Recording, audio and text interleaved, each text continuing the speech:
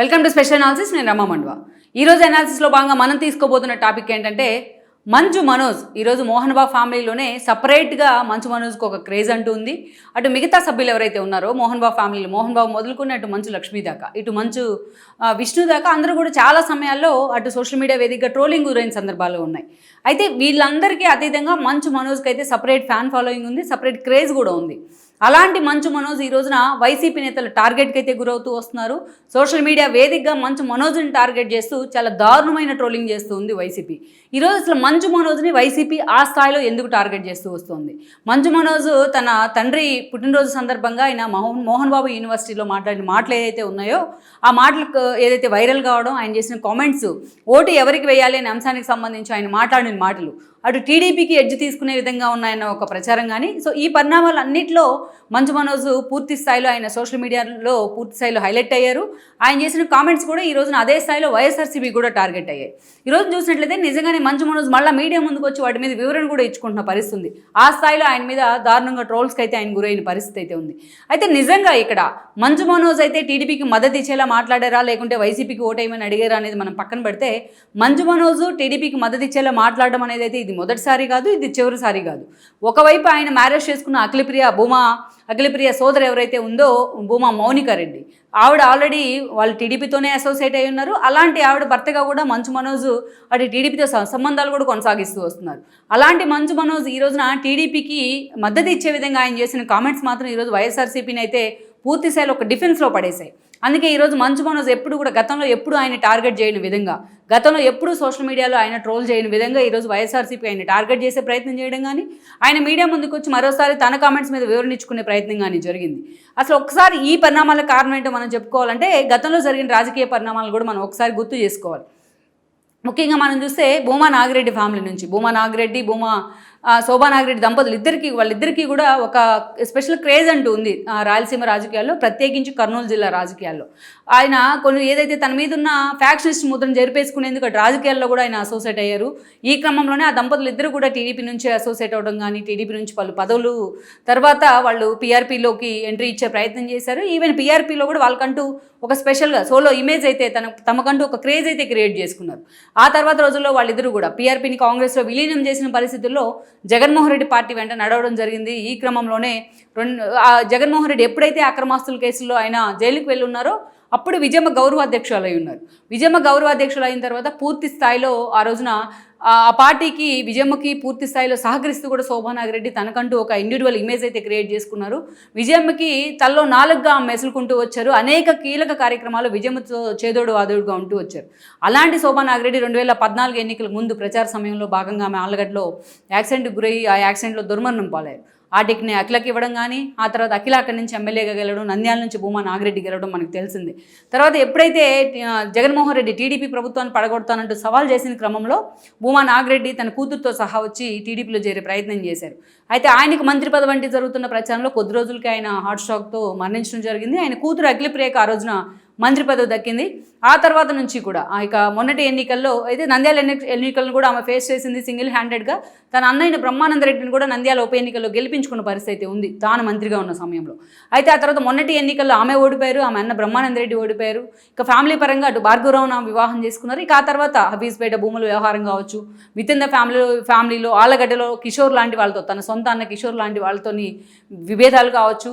మరోవైపు బ్రహ్మానందరెడ్డి కాకుండా తన తమ్ముడు జగత్ విఖ్యాత్ రెడ్డికి నంద్యాల టికెట్ ఇప్పించాలనే ఒక ఆలోచన కావచ్చు. ఇవన్నీ కూడా ఎప్పుడు వివాదాల్లో అఖిలప్రియ ఎదుర్కొంటూనే వస్తున్నారు. జైలుకు కూడా వెళ్ళిన సందర్భాలు ఉన్నాయి. ఇక తన తండ్రి వెంటే తన తండ్రి ఫాలోయర్గా ఉన్న సుబ్బారెడ్డి లాంటి వాళ్ళతో కూడా విభేదాలు. సో అనేక రకాలుగా అఖిల ఎప్పుడు కూడా కేర్ ఆఫ్ కాంట్రవర్సీ అంటూ కూడా ఇంకొక ఇమేజ్ అయితే క్రియేట్ చేశారు ఆమె ప్రత్యర్థులు అంతా కలిసి. ఇలాంటి సమయంలోనే ఆళ్ళగడ్డ టికెట్ని అయితే ఆమెకి అనౌన్స్ చేయడం జరిగింది. ఇక ఇదే సమయం ఆమె ఆళ్ళగడ్డలో పనిచేసుకుంటూ వస్తున్నారు. నంద్యాల విషయంలో మాత్రం చంద్రబాబు నాయుడు ఫరూక్ వైపే మొగ్గు చూపారు. అయితే ఈ ఎపిసోడ్ కంటే ముందు మౌనిక అటువైపు ఆల్రెడీ ఆమెకు వివాహం అయింది, డైవర్స్డ్ కూడా ఆమె. సో అటు మంచు ఫ్యామిలీతో ఉన్న సంబంధాల కారణంగా మంచు మనోజ్తో కూడా ఆమె క్లోజ్ అసోసియేషన్ అయ్యే ప్రయత్నం చేశారు. అటు మంచు మనోజ్ కూడా ఆల్రెడీ డైవర్స్డ్ అయినా ఈ క్రమంలో వాళ్ళిద్దరూ లవ్ చేసుకోవడం కానీ, ప్రేమ వివాహం కానీ ఆయన అఫిషియల్గా అనౌన్స్ చేయడం కానీ, సో అటు ఇరువురు కుటుంబాలు కూడా దానికి ఓకే చెప్పడం జరిగింది. ఈ క్రమంలోనే ఈరోజు మంచు మనోజ్ ఎప్పుడైతే మౌనికాని పెళ్లి చేసుకోబోతున్నారంటే అఫిషియల్ అనౌన్స్మెంట్ ఇచ్చారో అప్పటి నుంచి కూడా ఆయన టీడీపీ అధినేత దగ్గరికి వెళ్ళారు. వాళ్ళ వెడ్డింగ్ కార్డు కూడా ఇచ్చున్నారు. వాళ్ళ ఆశీస్సులు కూడా ఆయన ఆశీస్సులు తీసుకున్నారు. ఒక దశలో మంచు మౌనిక నంద్యాల నుంచి పోటీ చేస్తారనే ప్రచారం జరిగింది. నంద్యాల ఏదైతే మంచు మౌనికకి టికెట్ ఇవ్వకున్నా ఆమె రూపంలో భర్త అయిన మంచు మనోజ్కి నంద్యాల టికెట్ ఇస్తారనే ప్రచారం కూడా జరిగింది. ఒక దశలో ఈ ప్రచారం చాలా పీక్స్లోకి కూడా వెళ్ళింది. తమ వివాహం అనంతరం మంచు మనోజ్ మౌనిక ఇద్దరు కలిసి నంద్యాల ఆలగడ్డలో పర్యటించిన సమయంలో కూడా ఈ టాపిక్ చాలా ఈ ఇష్యూ అయితే హాట్ టాపిక్ కూడా అయింది. అప్పట్లో నంద్యాల నుంచి మంచు మనోజ్ పోటీ చేస్తారు అనేది. అటు లోకేష్తోని ఇటు చంద్రబాబు నాయుడుతోని ఉన్న సత్సంబంధాల కారణంగా మంచు మనోజ్కి ఈజీగానే టీడీపీ నుంచి టికెట్ లభించే అవకాశం ఉంది అన్న ప్రచారం అయితే సుదీర్ఘంగా జరిగింది. తన పొలిటికల్ ఎంట్రీకి సంబంధించి కూడా మంచు మనోజ్ చాలాసార్లు ఆశావహంగానే మాట్లాడుతూ వచ్చారు. అయితే ఆ స్థాయిలో మాత్రం తర్వాత ఆ ప్రయత్నాలు అయితే వర్కౌట్ కాలేదని అనుకోవాలి. ఇక అటు జనసేన నేతలతో కూడా పవన్ కళ్యాణ్తో కూడా మంచు మనోజ్కి సత్సంబంధాలే ఉన్నాయి. అలా తనకంటూ ఒక ఇండివిజువల్ క్రేజ్ అయితే ఉంది. ఇటీవలే అలాంటి మనోజ్ మీడియాతో మాట్లాడే క్రమంలో తన తండ్రి పుట్టినరోజును పురస్కరించుకొని మోహన్ బాబు యూనివర్సిటీలో అక్కడ ఒక మీటింగ్ కూడా ఏర్పాటు చేసుకున్నారు, ఆత్మీయ సమ్మేళనం తరహాలో.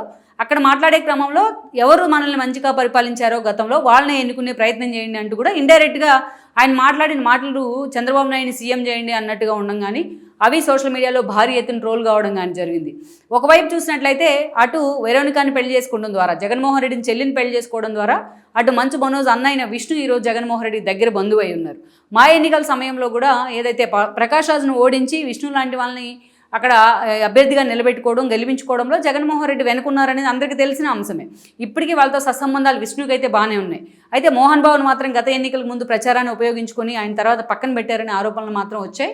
బట్ ఈ విషయంలో మాత్రం అటు విష్ణు ఎంత అసోసియేట్ ఉంటారో జగన్మోహన్ రెడ్డిని బావా అంటూ, బట్ ఇదే సమయంలో చూసినట్టయితే మంచు మనోజ్ అంత క్లోజ్ రిలేషన్స్ అయితే జగన్మోహన్ రెడ్డితో లేవని అనుకోవాలి. ఇక అటువైపు మౌనికాని తాను పెళ్లి చేసుకోవడం ద్వారా టీడీపీతో అసోసియేట్ అయిన సందర్భాలు అయితే ఉన్నాయి. దీనిలో భాగంగానే మంచు మనోజ్ మీడియా ముందు తను ఏదైతే వాదన నుంచే ప్రయత్నం చేయడం కానీ ట్రోల్కి గురవడం కానీ జరిగింది. ఇక ఇదే క్రమంలోనే మంచు మనోజ్ తాజాగా ఒక డెసిషన్ తీసుకున్నట్టు కూడా ప్రచారం జరుగుతోంది. అవసరమైతే రేపటి ఎన్నికల్లో ఆయన టీడీపీ తరపున ప్రచారం చేయాలని కూడా నిర్ణయం తీసుకున్నారని కూడా కొన్ని లీక్లు అయితే వస్తూ ఉన్నాయి బయటకు.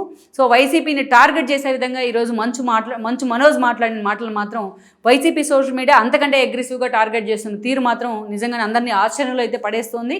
సో తన అసోసియేషన్ అయితే టీడీపీతో వాళ్ళ ఫ్యామిలీ భూమా ఫ్యామిలీ అసోసియేట్గా ఉండటం, వాళ్ళ అల్లుడు కావడం, అటు మంచు మోహన్ బాబు కూడా జగన్మోహన్ రెడ్డి మీద విమర్శలు చేస్తూ ఆయనకు దూరం జరిగి అటు చంద్రబాబు నాయుడుతో తిరిగి సత్సంబంధాలు మెయింటైన్ చేసే విధంగా ఆయన మాట్లాడుతుంటాం. ఇవన్నీ కూడా మంచు ఫ్యామిలీని ఈరోజు టూవర్డ్స్ టీడీపీ వైపు దగ్గర చేస్తూ ఉన్నాయి. అయితే టీడీపీ ఎంతవరకు వాళ్ళని యాక్సెప్ట్ చేస్తుంది అనేది మనం పక్కన పెడితే, బట్ మంచు మనోజ్ మాత్రం అటు లోకేష్తోనూ ఇటు చంద్రబాబుతోనూ సత్సంబంధాలే ఉన్నాయి ఆయనకి. ఈ క్రమంలోనే ఈరోజు చంద్రబాబు నాయుడుకి ఇండైరెక్ట్గా ప్రచారం చేస్తున్నట్టు, జనసేనకి ఇండైరెక్ట్గా ప్రచారం చేస్తున్నట్టు ఆయన మాట్లాడిన తీరు మాత్రం సోషల్ మీడియాలో కూడా వైరల్ అవుతుంది. మొత్తానికి ఈ విషయంతోనే తాను ఎటువైపు ఉండబోతున్నాను అనేది మంచు మనోజ్ అయితే ఈరోజు క్లారిటీ ఇచ్చినట్లయింది. ఈ వీడియో మీకు నచ్చినట్లయితే please share, like and subscribe R24 Telugu.